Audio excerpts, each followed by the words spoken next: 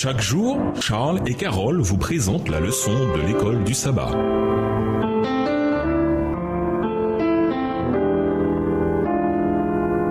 Bienvenue dans votre émission Dieu nous parle. Voilà la leçon 7, l'honnêteté envers Dieu.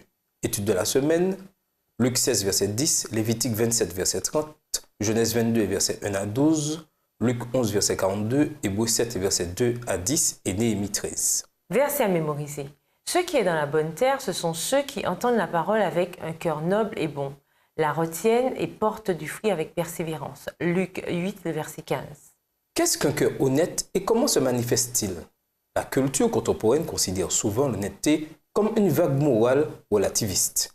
Il arrive à la plupart des gens d'être malhonnêtes de temps à autre, mais l'on considère que c'est acceptable tant que l'infraction n'est pas trop grave.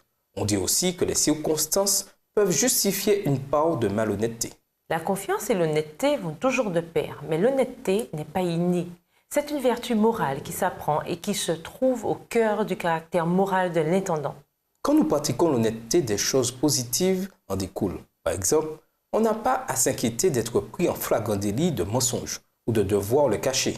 Pour cette raison, entre autres, l'honnêteté est un trait de personnalité de grande valeur, en particulier dans des situations difficiles quand la tentation nous pousserait plus volontiers vers la malhonnêteté.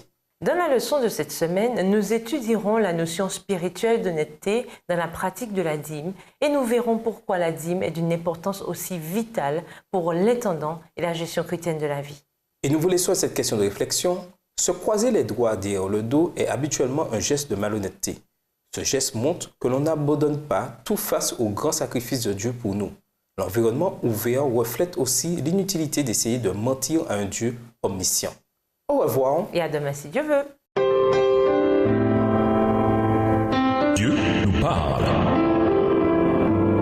Chaque jour, Charles et Carole vous présentent la leçon de l'école du sabbat.